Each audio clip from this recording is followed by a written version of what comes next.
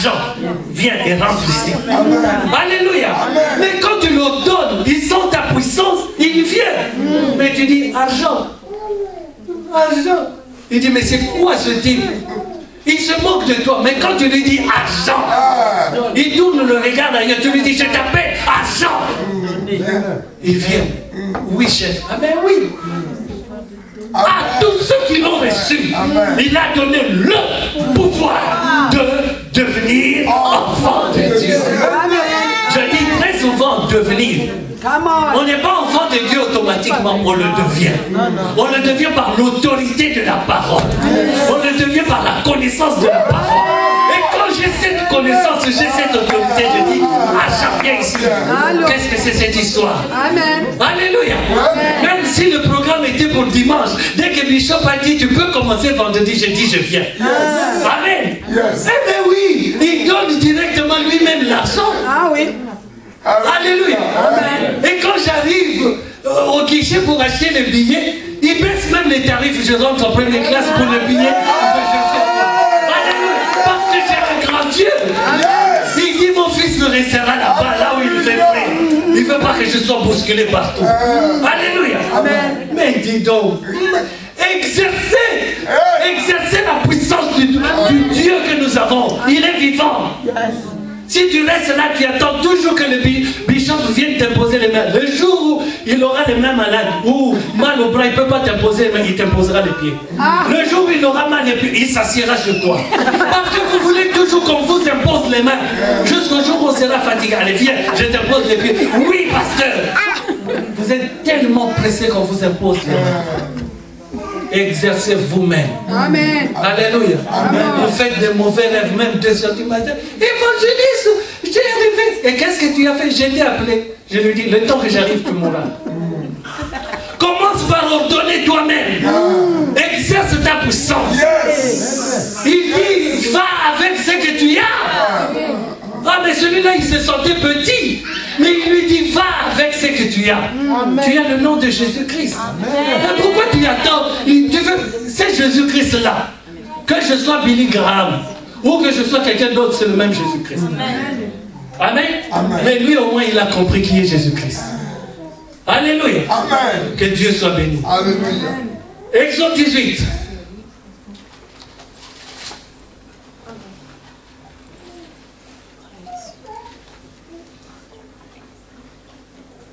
Verset 13 à 24. Je lis la parole de Dieu. Puisque Maureen ne veut pas travailler. Le lendemain, Moïse s'assit pour juger le peuple. Et le peuple s'étend devant lui depuis le matin jusqu'au soir. Le beau-père de Moïse vit tout ce qu'il faisait pour le peuple et il dit: que fais-tu là avec ce peuple? Pourquoi sièges-tu seul et tout le peuple se tient-il devant toi depuis le matin jusqu'au soir? Moïse répondit à son beau-père: c'est que le peuple vient à moi pour consulter Dieu. Quand ils ont quelque affaire, ils viennent à moi, je prononce entre eux et je fais connaître les ordonnances de Dieu et ses lois. Le beau-père de Moïse lui dit: ce que tu fais n'est pas bien. Retenez bien cette phrase. Ce que tu fais n'est pas bien. Tu t'épuiseras toi-même et tu épuiseras ce peuple qui est avec toi, car la chose est au-dessus de tes forces. Tu ne pourras pas y suffire seul.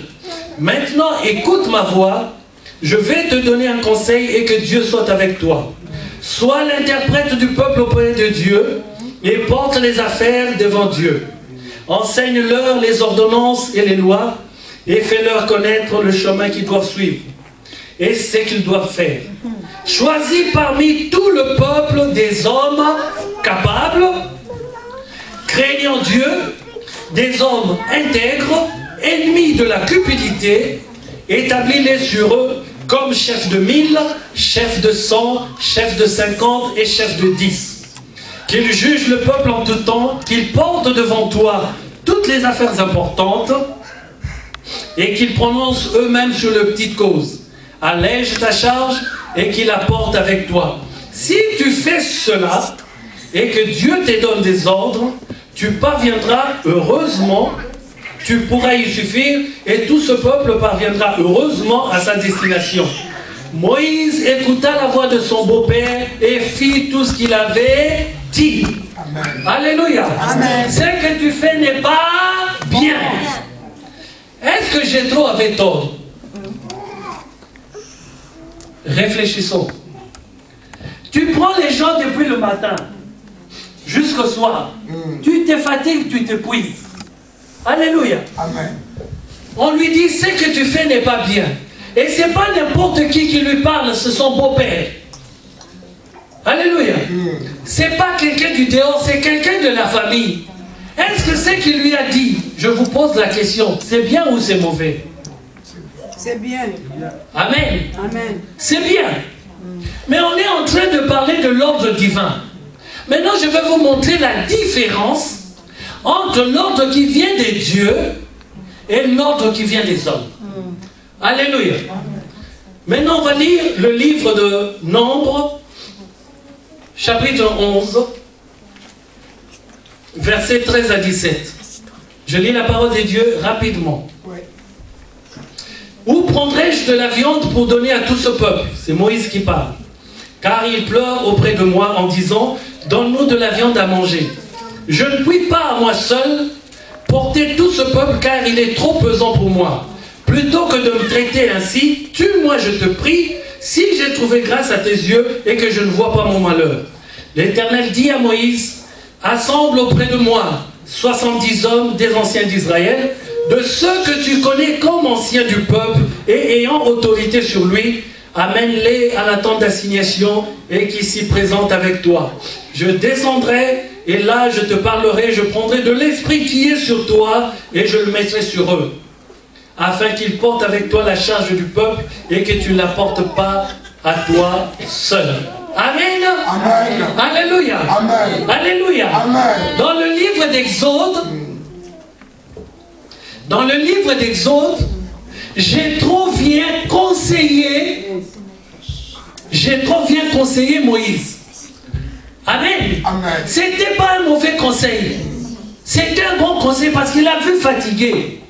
Mais la même personne à qui on a donné un conseil, cette même personne qui a choisi des anciens d'Israël, parce qu'on nous dit, il a pris des gens intègres. Alléluia. Des gens qui connaissaient la parole, donc il n'a pas pris n'importe qui.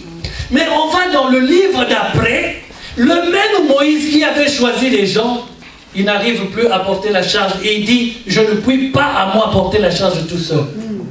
Amen. Amen. Et l'Éternel maintenant lui dit, choisis les anciens d'Israël. Mais il a pris les mêmes personnes, puisque ces gens-là étaient intègres. Ils connaissaient la parole. Il les a établis. Donc c'était les anciens. Amen. Et il prend les mêmes personnes. Maintenant, qu'est-ce que Dieu dit? Amène-les-moi. Je prendrai de l'esprit que j'ai mis dans le bishop pour te le donner à toi. Alléluia. C'est ça qui tue nos églises aujourd'hui. Amen. Amen. Amen. Parce qu'on est mal habitué. Celui-là me plaît, je le mets mon adjoint. Amen. Ouais. Celui-là, il vient souvent, je lui donne le micro. Non. Il faut qu'il prenne l'esprit qu'il a mis dans le bishop. Et c'est le même esprit qu'il mettra sur toi pour que vous puissiez travailler ensemble. Amen. Alléluia. Amen. Tout le monde, quand il vient à l'église, il dit, pasteur, moi ça fait 3 ans que je viens, je deviens adjoint. Non. Je dis très souvent, on est de la famille dehors. Dans la chose de Dieu, il y a Dieu. Amen. Amen. Il faut que je ressente la chose. Il faut que je sente que la personne a la même vision que moi. Amen. Amen. Tant que la personne n'a pas la même vision que moi, on mangera ensemble pour la chose de Dieu. Mawato.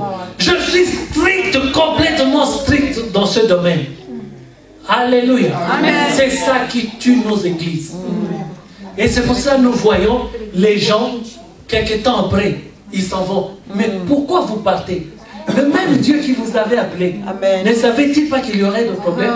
Alléluia. Alléluia. Mais ça n'est qu'une preuve. Mais puisque vous n'avez pas le même esprit, ils doivent partir. Et moi je dis à ce genre de personnes, allez-y. Allez créer vos églises. Allez-y, foutez-nous la paix parce que vous nous faites perdre du temps. Amen. On travaille des partez, nous avons perdu du temps, mais gloire soit rendue à Dieu.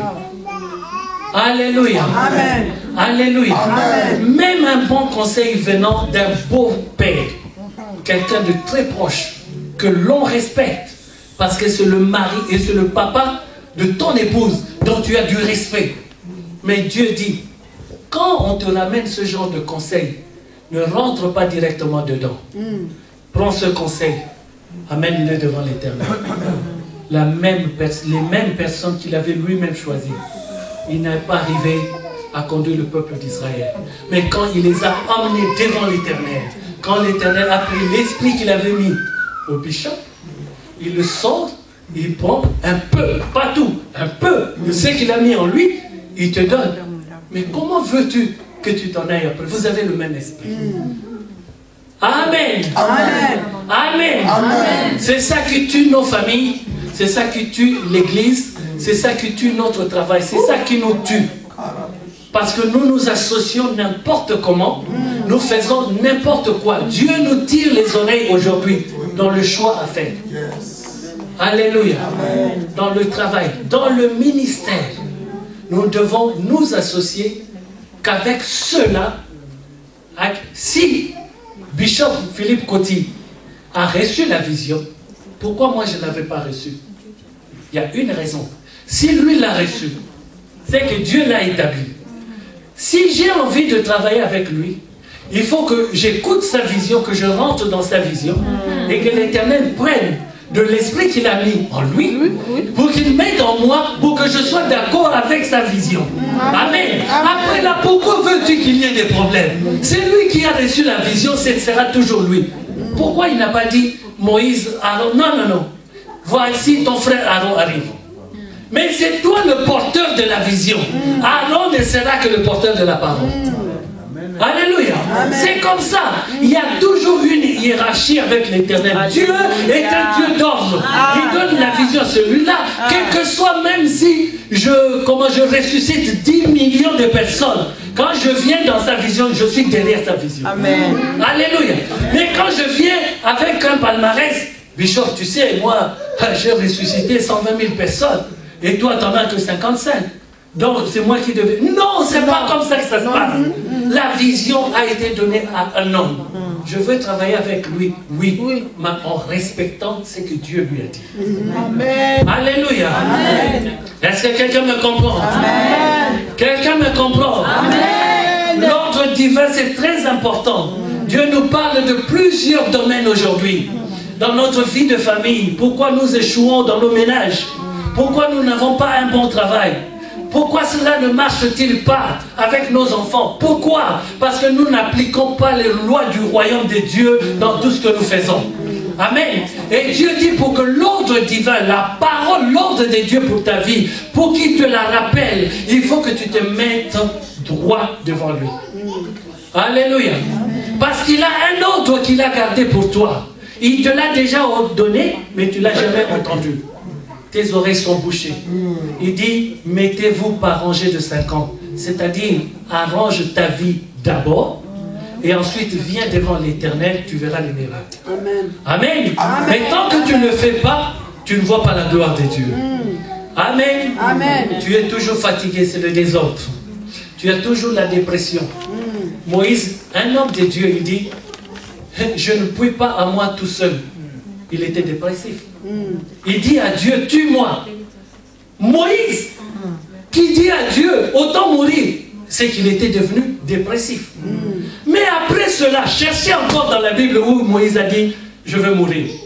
Après que Dieu ait mis de son esprit aux 70, on n'a plus vu cette phrase dans la Bible. Amen. Il n'était plus dépressif. Alléluia. L'ordre et le désordre, deux choses qui nous accompagnent dans la vie. Amen. Amen. Mais pour que tu expérimentes l'ordre, il faut une base intérieure. L'ordre part d'un point de repère dans ta vie.